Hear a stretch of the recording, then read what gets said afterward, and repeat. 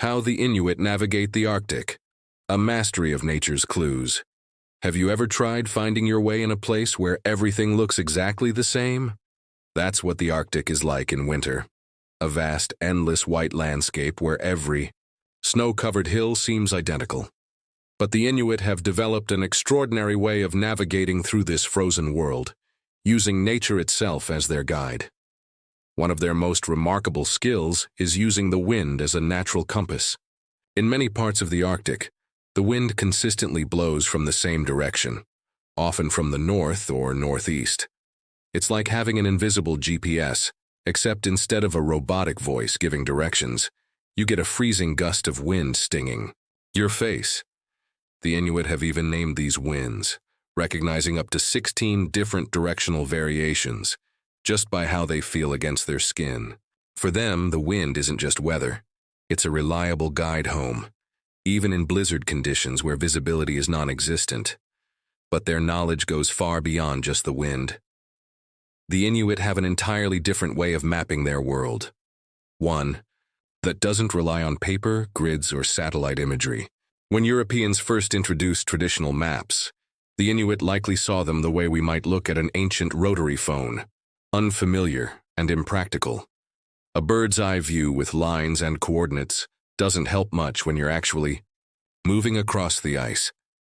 Instead, the Inuit create mental maps, built from experience and passed down through generations. Rather than memorizing exact distances, they navigate using landmarks, stories, and environmental cues. Instead of turn left in 500 meters, their directions sound more like, keep going until you see the rock shaped like a sleeping polar bear.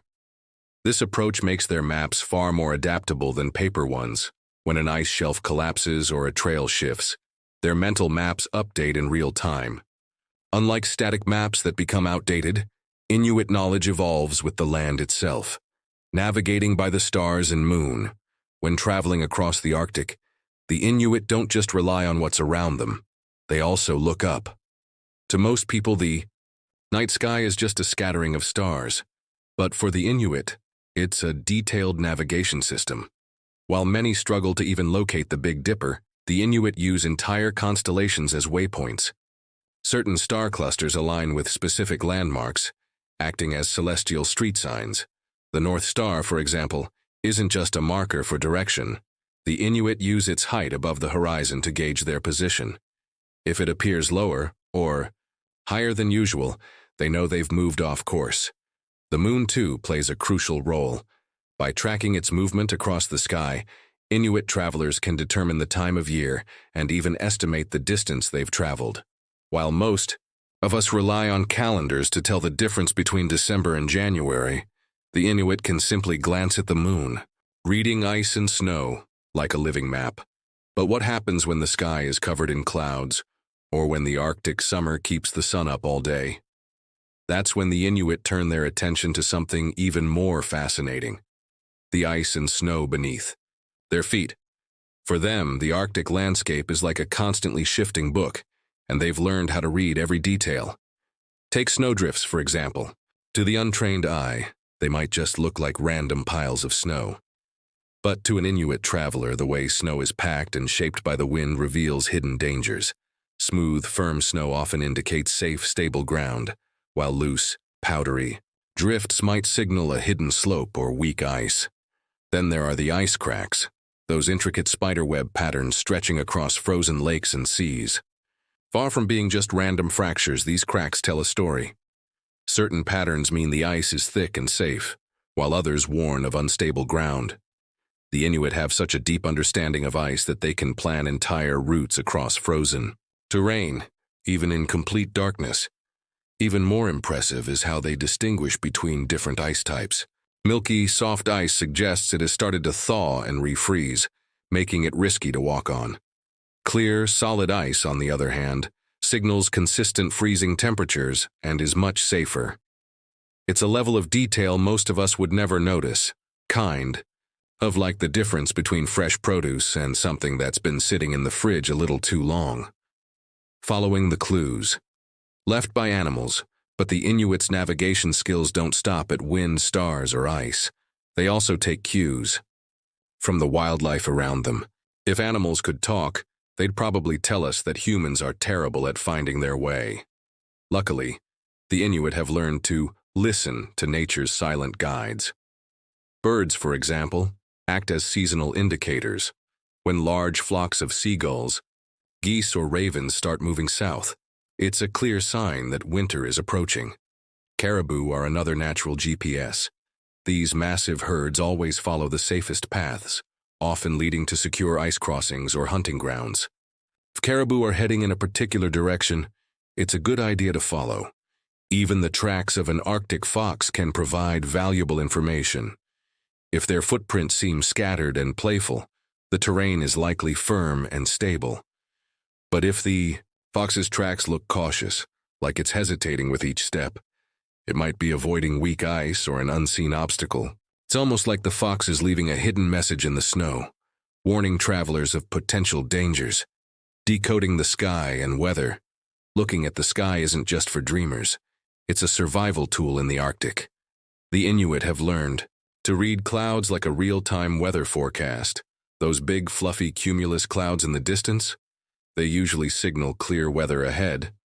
Dark, streaky clouds, on the other hand, mean a snowstorm is approaching. Even more fascinating is how cloud shadows can reveal hidden terrain. Since the Arctic is mostly flat and covered in snow, shadows from clouds create a natural relief map, highlighting hills, valleys, and ridges that might otherwise be invisible. It's like having a built-in aerial view of the landscape, without the need for drones or satellite imagery. Surviving the ultimate challenge. Arctic fog. As skilled as the Inuit are at navigating, there's one weather condition that can challenge even the most experienced traveler: thick Arctic fog. When fog rolls in, landmarks disappear, wind directions become unreliable, and even the best mental maps become useless. It's like trying to find your way through a white void, but instead of panicking, the Inuit rely on other senses. They listen. Waves crashing against distant ice sheets indicate the presence of open water. They feel subtle shifts in wind pressure on their skin can help them detect land masses. Some can even smell the difference between sea ice and solid ground, a skill so refined it could rival a bloodhound's nose. Most importantly, they don't rush. In whiteout conditions, moving forward blindly can be the most dangerous mistake. Instead, experienced travelers set up temporary camps, waiting for visibility to improve rather than risking getting lost. It's one of the few times in survival history where doing nothing is actually the smartest move. Ancient wisdom in a modern world. Despite the rise of GPS technology, satellite imagery, and modern navigation tools, the Inuits' traditional knowledge remains invaluable. In fact, their methods often prove more reliable than modern maps, especially in a landscape that's constantly shifting. While a GPS might tell you where you are, it won't warn you about thin ice, new cracks, or shifting weather conditions. But Inuit wisdom will. Their way of navigating is more than just a survival skill. It's a deep connection to the land, built over generations of observation, adaptation, and respect for nature. In a world that's becoming increasingly reliant on technology, their ability to read the environment with such precision is a reminder that sometimes the best navigation system isn't one made of circuits and satellites, but one that's passed down through stories, experience, and a keen understanding of the natural world.